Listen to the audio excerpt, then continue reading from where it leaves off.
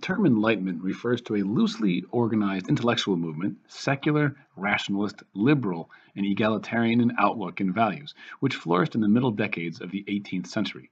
The name was self bestowed, and the terminology of darkness and light was identical in the major European languages. Enlightenment for English speakers, I'm going to crucify this, Cécile des Lumières in France, Illuminismo in Italy, Aufklärung for Germans and Austrians. Although it was an international in scope, the center of gravity of the movement was in France, which was assumed as an unprecedented leadership in European intellectual life. Emblematically, the single most famous publication of the Enlightenment was the French Encyclopedia au Dictionnaire Raison des Sciences, des Arts et des Métiers in 1770s.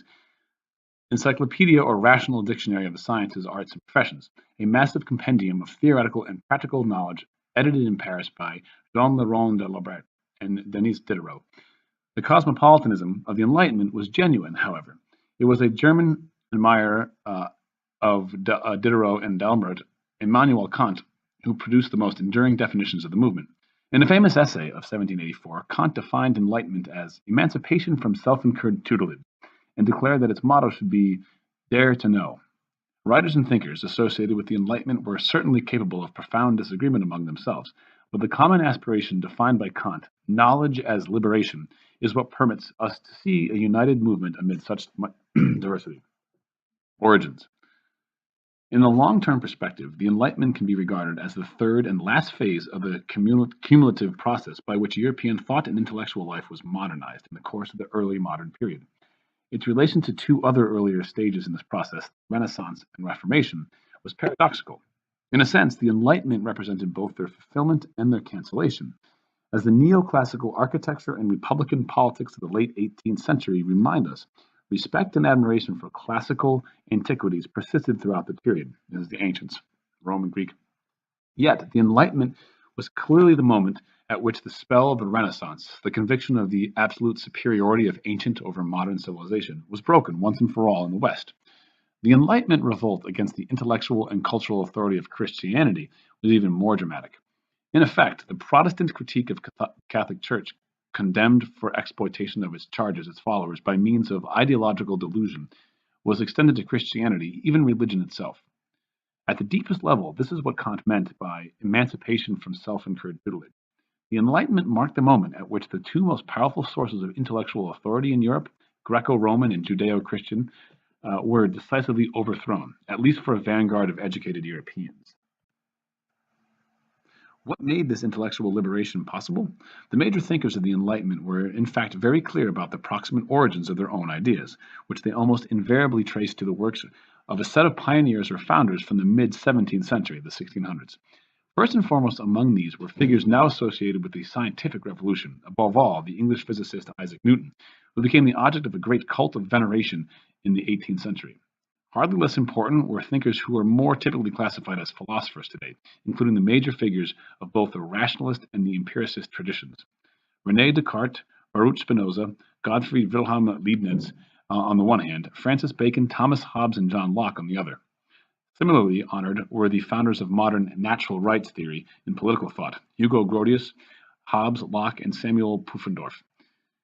These thinkers did not see themselves as engaged in a common enterprise as did their successors in the Enlightenment. What they did share, however, was the sheer novelty of their ideas, the willingness to depart from tradition in one domain of thought after another. Nor is it an accident that this roster is dominated by Dutch and English names or careers. For the United Dutch Provinces in England were two major states in which the divine right absolutism had been successfully defeated or overthrown. If the ideological idiom of the Dutch Revolt and the English revolutions remained primarily religious, their success made possible a degree of freedom of thought and expression enjoyed nowhere else in Europe. The result was to lay the intellectual foundations for the Enlightenment, which can be defined as the process by which the most advanced thought of the 17th century was popularized and disseminated in the course of the 18th. Geography and chronology. Where and when did this happen? Logically enough, having supplied the great pioneers and precursors of the 17th century, neither the United Providence nor England were to play a dominant role in the Enlightenment itself. What these countries did provide, however, was the indispensable staging ground for the central practical business of the government, the publication of books, For most of the century, Amsterdam and London, together with the city-states of another zone of relative freedom, Switzerland, were home to the chief publishers of the Enlightenment, many of whom specialized in the printing of books for clandestine circulation in France. For France was the leading producer and consumer of enlightened literature in the 18th century, occupying a dominant position in the movement comparable to that of Italy in the Renaissance and Germany in the Reformation. The reasons for this centrality lie in the unique position of France within the larger set of European nations at the end of the 17th century. At the end of the long reign of Louis XIV in 1715, Catholic France remained by far the most powerful absolute monarch in Europe, yet one whose geopolitical ambitions had clearly been thwarted by the rise of two smaller post-absolutist Protestant states, the UP and Great Britain, Dutch and Great Britain. The remote origins of the French Enlightenment can be traced precisely to the moment that the sense of having been overtaken by Dutch and English rivals became palpable. The key transitional work, the French Protestant Pierre Bell's Dictionnaire historique et critique, was published from Dutch exile in 1697. As the Enlightenment unfolded in France, the promptings of international rivalry remained central. The major text of its early phase, Charles Louis de Secondat de Montesquieu's Letters, Persian Letters, and Voltaire's Philosophical Letters, both held up a critical mirror to what was now theorized as despotism in France. An imaginary Muslim one in the case of the first, and a very real English mirror in the second. The critical edge of the Encyclopedia, the collective enterprise that defined and dominated the French Enlightenment at its peak, came from a still more urgent sense that intellectual modernization was a matter of national priority, demonstrated dramatically indeed by the magnitude of French defeat in the 7 Years' War. The last years of the French Enlightenment saw the emergence of a distinctive school of political economy, whose conscious purpose was to define the means of restoring the economic and political fortunes of France in the face of British competition. Pause. How do we use these Enlightenment ideas to make France more powerful, even though it may kind of threaten the ideals of absolute monarchy? Moving on. By this point, the example of the French Enlightenment had long since inspired or provoked a sequence of other national enlightenments according to a similar dynamic of international rivalry and influence. Second only to France in terms of its contribution to the Enlightenment was its perennial ally in political and cultural contention with England, Scotland, which in fact had been absorbed into a political union with England in 1707. The first major thinker of the Scottish Enlightenment was David Hume, whose precocious treatise on human nature was published in 1740. Hume's subsequent turn to history and politics paved the way for the works of Adam Smith, Adam Ferguson, and John Millar in the 1760s and 1770s, which gave birth to the modern economics and historical sociology, and whose common focus was precisely the issue of economic and social development across time. Italy, not surprisingly as another zone of French influence, produced not a national but a great flowering of local enlightenments, the most important being the Milanese and Neapolitan, Milan and Naples, both specializing in juridical thought and reform. Beyond this Western European core, the Enlightenment spread in the second half of the century to the western and eastern peripheries of European civilization. French and Scottish ideas were enthusiastically embraced in the English colonies of North America, and with a slight lag in the Spanish and Portuguese colonies in the south. As in France and Scotland, this was largely a spontaneous process, the work of an independent intelligentsia, even if some of the key figures of colonial enlightenment became statesmen themselves. In Eastern Europe, by contrast, where the major absolute monarchies now reached their maturity, the Enlightenment tended to arrive with royal sponsorship. Frederick the Great's engagement of the services of Voltaire and Catherine the Great's of Diderot, or for that matter, the Polish nobility's solicitation of advice from Jean-Jacques Rousseau, are the most famous gestures of what became known as Enlightenment kings or queens. In any case, the last flowering of the Enlightenment as a whole came in Germany, where it found a philosophical consummation in Kant's mature philosophy, completed during the years that the French monarchy fell victim to the revolution that ended the European old regime as a whole. Ideas, consensus, and divergence. Where do they agree and where do they disagree? What were the key ideas of the Enlightenment beyond the challenge to inheriting intellectual authority noted by Kant? The Enlightenment never presented itself as a single theoretical system or unitary ideological doctrine. If nothing else, the necessities of adaptation to different national contexts made unity of that kind unlikely. What the variety of its ideas were not infinite. The best way to approach them is to perhaps in terms of a sequence of domains of thought or problem areas in which a certain general consensus, often negative, can be discerned together with a significant spectrum of differences of opinions. Religion. No idea is more commonly associated with the Enlightenment than hostility towards established forms of religion. Indeed, at least one major interpreter has characterized the movement in terms of the quote, rise of modern paganism. It is certain that the case of the majority of adherents to Enlightenment shared an intellectual aversion to theism, the belief in a God, in its inherent forms. Specific objects of criticism, including belief in miracles and other forms of divine intervention, the status according to Holy Scripture, and claims about the divinity of Jesus. At the same time, most Enlightenment thinkers regarded traditional churches, Catholic and Protestant, as engines of institutional exploitation and oppression.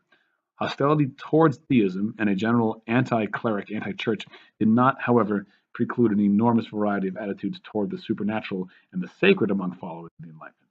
Forthright atheism did indeed make its public debut in Europe during the Enlightenment, the 18th century, in the works of such figures as Julien Offroy de la Mettrie and Paul Thierry, Baron de Holbach.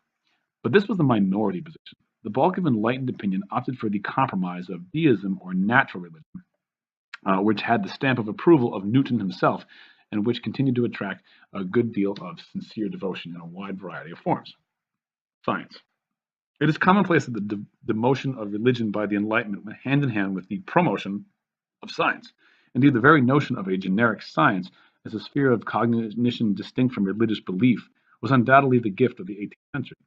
The Enlightenment discovery of or construction of science, in its sense, owed everything to the idea of a heroic age of scientific achievement just behind it in the development of modern astronomy and physics from Nicolaus Copernicus to Newton.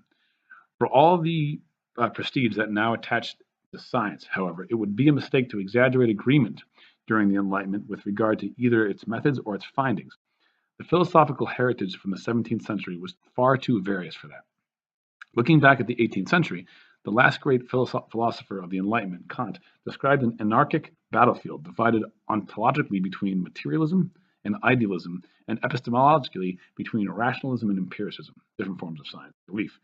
Moreover, there was also profound disagreement as to the social consequences of scientific advance, however defined. For every condotter celebrating the beneficent effects of cognitive progress for liberty and prosperity, there was a Rousseau decrying the contribution that science made to technological violence and social inequality. Politics. The 17th century had seen a profound revolution in political thought with the emergence of the modern natural rights tradition of Grotius, Hobbes, Locke, and Pufendorf. One of the major achievements of the early Enlightenment was to popularize and disseminate this tradition via the endless arrays of translations, summaries, and commentaries. By the mid-18th century, the basic conceptual vocabulary of the natural rights tradition, natural rights, state of nature, civil society, social contract, had entered the mainstream of Enlightenment political thought, which embraced nearly unanimously the belief that the only legitimate basis of political authority was consent. The path towards the vindication of inalienable natural rights in the founding documents of the American and French revolutions lay open. Still, beyond this basic agreement about legitimacy, the practical substance of Enlightenment political thought was extraordinarily various. Only one major thinker, Rousseau, actually produced a theory of republican legitimacy, but in a form so radically democratic as to preclude its widespread acceptance prior to the era of the French Revolution. In terms of practical politics, the majority of Enlightenment thinkers accepted a practical accommodation with monarchy, overwhelmingly still the dominant state form in Europe, and instead pursued what might be termed as a program of proto-liberalism, concentrating on securing civil liberties of one kind or another, freedoms of religion, self-expression, and trade. Social science. Meanwhile, the most influential work of political theory of the Enlightenment turned its back on natural rights theory altogether. In the spirit of laws, Montesquieu set forth a global taxonomy or categorization of state forms, dividing the world into a West that had seen a transition from the martial republics of antiquity to the commercial monarchies of modern Europe, and an East dominated by unchanging despotism, which is like tyranny, kings. A succeeding generation of French and Scottish thinkers then developed Montesquieu's legacy into two different directions. One was the genre of conjectural or stadial history, which traced the historical development of societies through specific socio-economic stages, hunter-gatherer, nomadic, agricultural, and commercial. In the most famous of these, known retrospectively as the Four Stages theory. The other direction was toward an entirely new social science, that of economics or political economy, probably the most important single intellectual innovation of the Enlightenment. Within the ranks of conjectural historians and political economists, however, there was significant disagreement about the political and moral upshot of their findings. Thinkers as close in outlook as Adam Smith and Adam Ferguson, these are free market capitalists, could disagree profoundly about the effects of economic progress on political life. The field of political economy itself was sharply divided between two quite different theoretical schools: French physiocracy and the systems of liberty, set forth in Smith's Inquiry into the Nature and Causes of the Wealth of Nations. Finally, more conventional narrative historiography, which underwent a great flowering in the Enlightenment, in the work of practitioners such as Voltaire, Hume, and Edward Gibbon, showed a not dissimilar variety. In the face of every legend about the shallow optimism of the Enlightenment, it is worth noting that the historiography masterpiece, Gibbon's Decline and Fall of the Roman Empire, recounted a tragedy of almost unimaginable proportion: the destruction of the classical world at the hands of barbarism and religion.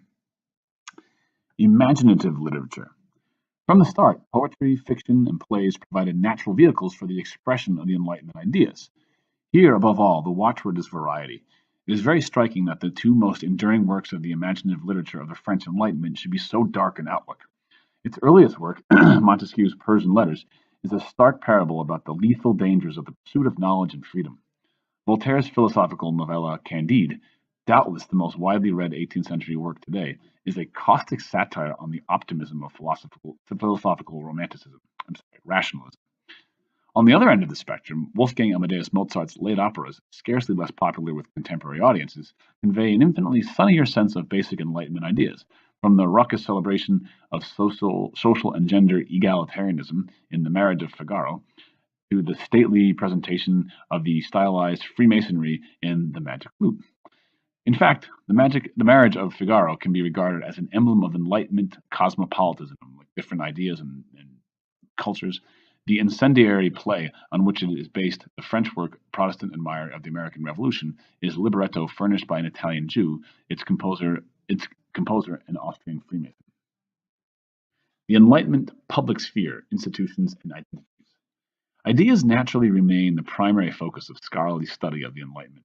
However, recent scholarship has devoted a steady increasing amount of attention to what might be termed the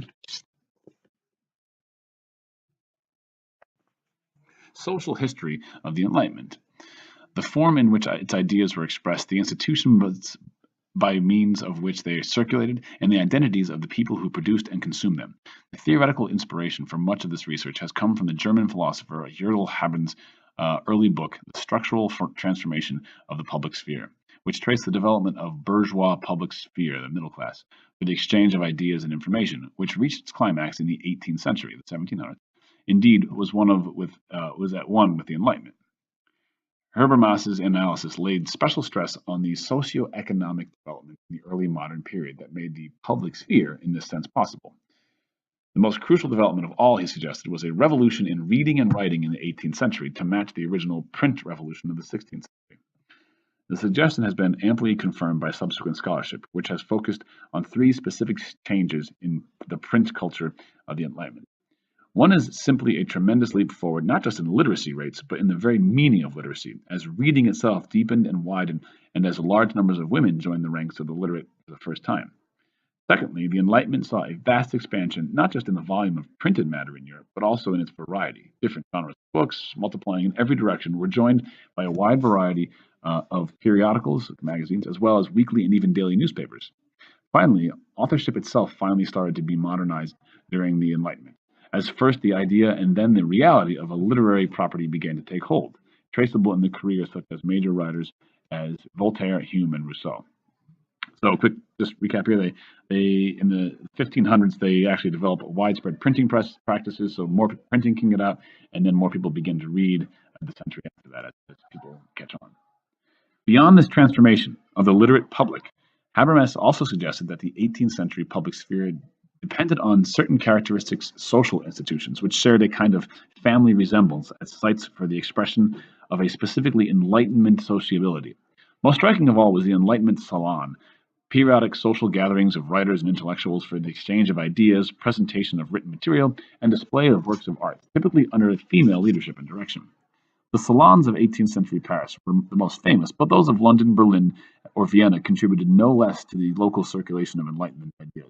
I want to pause for a second. When we're talking about salons, don't think of our modern day, hair salons. These are like art galleries and kind of parties and cocktail parties and coffee shops where people would come and discuss the latest trends in intellectual life and art. So going back to the reading.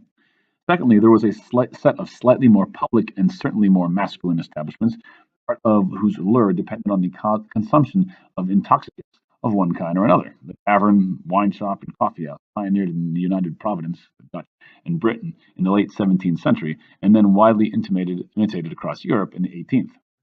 Finally, the propagation of Enlightenment ideas was a special concern of the network of Masonic lodges, again deriving from British origins, which then proliferated across the continent in the 18th century, the first secular, voluntary associations in modern Europe.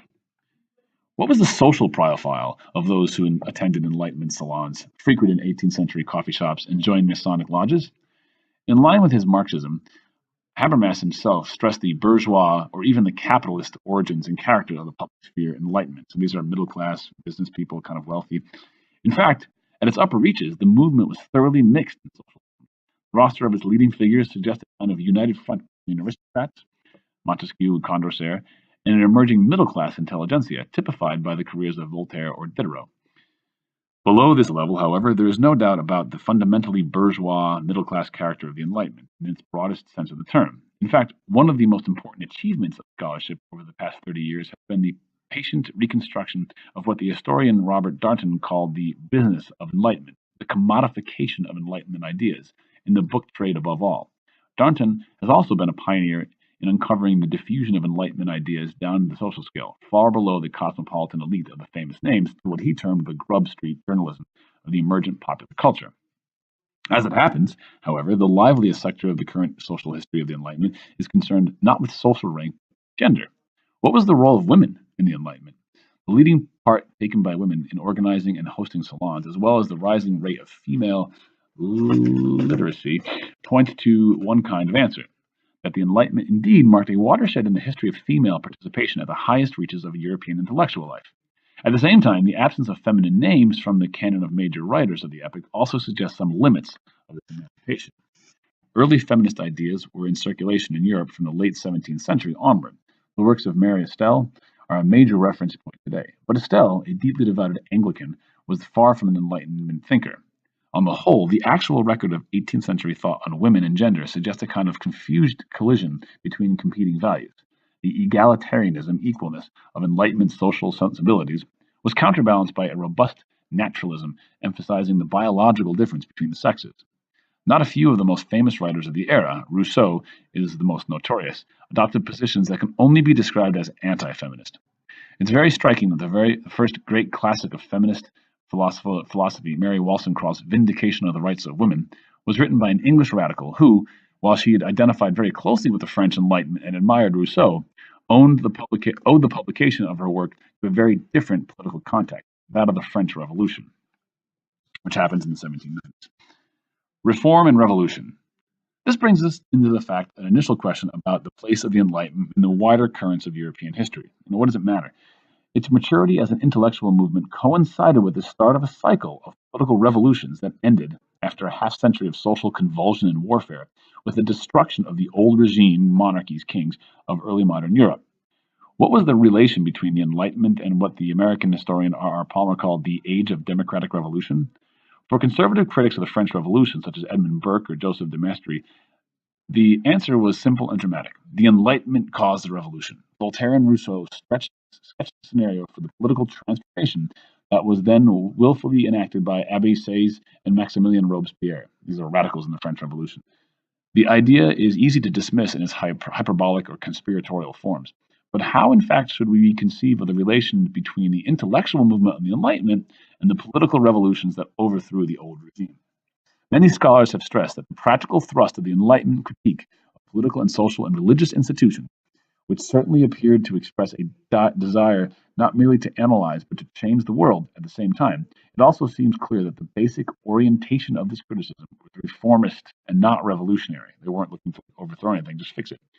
No major Enlightenment thinker ever advocated revolution in the sense of a conscious change of political regime governments, even by peaceful means. The memory of the last serious example of such project, the failed Commonwealth that was issued out of the English Civil War, was a potent warning against. On the whole, the practical political energies of the Enlightenment were devoted to a far more modest set of ends, set of goals, the securing of a basic set of liberties, freedom of religion, self-expression, trade. Nor did many thinkers contemplate the extension of these liberties beyond an elite minority of white male property owners. It is perfectly appropriate that the most celebrated examples of Enlightenment activism should be the one-man campaigns mounted by Voltaire to crush the infamy, as his motto put it, of anarchist or anachronistic religious persecution. Of course, Voltaire was not the only Enlightenment thinker to become more directly involved with the affairs of state on occasion, but the oxymoron of enlightened despotism suggests the limits of such episodes. In Eastern Europe, this was largely a matter of rendering the rule of divine right absolutism more rational and efficient. In the West, experiments in the practical application of Enlightenment ideas, for example, efforts to deregulate the grain trade in France, inspired by physiocracy, tended to be short-lived fiascos, disasters. I want to pause here for a minute. In our game we're doing in class, what they're saying is these Enlightenment thinkers, if they're close to anybody in the groups, they're the group B, the team B, who's kind of the middle class people who don't have a voice, but they want to fix things. They're less radical. So they're not. This is the argument. They're not radical in that everyone should have a say, but we're talking about giving more rights to wealthy white men, basically, who own a lot of property. The immediate origins of both the American and French revolutions can be traced not to the conscious plans of revolutionaries dreaming of overthrowing regimes, but to the fiscal crisis brought on by debts incurred by international warfare, disputes over the escalating cost of an imperial defense in the case of the first, state bankruptcy brought on by bankrolling the American revolt itself in the case of the second. The Enlightenment cannot be said to have caused either in any plausible sense of the term. This is not to deny any relation between them, however. On the contrary, if the Enlightenment played a minimal role in the origins, largely spontaneous and contingent, of the American and French Revolution, was absolutely central to the process of political and social reconstruction undertaken by both once old regimes had collapsed. The various declarations of natural rights that accompanied every step of the saga, from Thomas Jefferson's Declaration of Independence and the American state constitutions to the French Declaration of Rights of Man and Citizen and the American Bill of Rights, and beyond tell their own story, so many variations on the basic civil libertarianism of the Enlightenment. Politically, the age of revolutions afforded opportunities for state construction beyond what any Enlightenment thinker had envisaged. But the ensuing experiments in Republican constitution making were all conducted in self-conscious political thought. One great success story here, the American Constitution of 1787, with its anti-democratic machinery of checks and balances, is notoriously a creature of the Enlightenment. Neither the French Revolution nor the wars of liberation in Latin America succeeded in creating comparably durable state structures, of course, but by far the most significant socio-political accomplishment of the former, the Napoleonic Civil Code, was itself a straightforward expression of the egalitarian and rationalizing designs of the Enlightenment. Moreover, the fact that the restoration of monarchy that followed the overthrow of Napoleon was so unstable and short-lived is a testament to the long-term impact of the Enlightenment in altering the social and political expectations of Europeans. They didn't want any more kings. Now, the Enlightenment said people should have some sort of say, even if it's just some people, not all people. When the dust settled, after another cycle of political revolutions a half-century later, unifying and modernizing Italy and Germany, the United States, and Japan by means of revolution from above, from the better, sort of the upper class, the social and political landscape to be seen in Europe and North America was very much in line with the hopes and aspirations of Enlightenment. Pause here for a minute, re-summarize here. What we're saying here is the Enlightenment didn't actually cause the American and French revolutions. Those were caused by financial taxation issues. But once the governments were overthrown and Britain was cast off America, when they set up a new government, they tried to base it on Enlightenment ideas. The intellectual legacy of the Enlightenment. In the long run, then, the Enlightenment can be said to have succeeded in changing the world much as the Renaissance and the Reformation had before it, though through a complicated interweaving of intended and unintended consequences. There is, however, one important difference between the first two and the last of these episodes of intellectual modernization. On the whole, the great issues and passions of the Renaissance and the Reformation have long since receded into history, their very success having also canceled their actuality. There is no sign yet that the Enlightenment is over in the same sense. Despite the claims once made on behalf of Marxism or psychoanalysis in their heydays, the Enlightenment has yet to be co-opted or surpassed by any later intellectual movement in the way that the Renaissance and Reformation did. There is no surer sign of this than its fate in 20th century scholarship, for alongside a massive professional literature on its thought, probably exceeding that devoted to the Renaissance, Reformation or the Scientific Revolution, the Enlightenment has inspired a polemical and philosophical commentary on it that is unprecedented in modern intellectual history. On the one hand, the movement has attracted a powerful series of advocates concerned to defend its intellectual and political legacy, typically by straightforward identification with it. These include Ernest Cassirer, whose philosophy of the Enlightenment, published on the eve of his exile from Nazi Germany in 1932, launched a series of academic studies of the subject. And above all, Peter Gay, whose two-volume study, The Enlightenment and Interpretation, which ended with a ringing vindication of Enlightenment liberal humanism, still incarnated today in the American Constitution, remains the most authoritative single synthesis of its field. On the other hand, the Enlightenment also had been the object of an endless series of polemical attacks in the 20th century.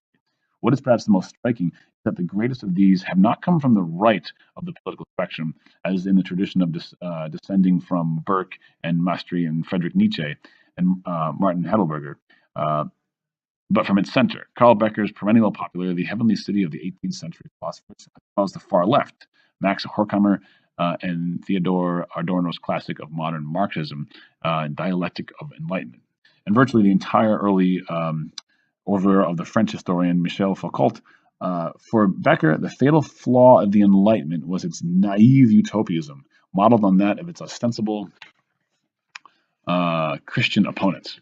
Both Horkheimer and Adorno and Foucault regarded the Enlightenment rationalism less as utopian than it is inherently authoritarian in nature, its fundamental will to power plainly visible in the 20th century fascism, Stalinism, and consumer capitalism alike.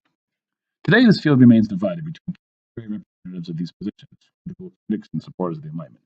The descendants of Becker, Horkheimer, and Adorno and Foucault can be found among the major theorists of postmodernism, who continue to attack the Enlightenment both for its utopianism, its supposed addiction to grand narratives of progress and emancipation, and its intellectual authoritarianism, embodied in its various philosophical essentialism or foundationalism. If successors to Cassirer and Gay are somewhat less vocal today, it is perhaps precisely because the Enlightenment might not seem to require such strenuous advocacy in a world dominated by a triumphant neoliberalism claiming direct descent from the Enlightenment. The contemporary politics of the Enlightenment remain unpredictable, however. Paradoxically, by far the most visible promoter of its values today is, in fact, the most famous living representative of the tradition of Horkheimer and Adorno, Yorgo Habermas, who has long urged the left, the liberals, to embrace what it terms the unfinished project of the Enlightenment. The note of modesty, acknowledging the gap between the goal and accomplishment, in fact captures the self-definition of the Enlightenment far better than any kind of self-congratulation. It was Kant himself who answered the question, do we now live in an enlightened age? By saying, no, but we live in an age of enlightenment, a judgment that has perhaps remained true today as it was first rendered.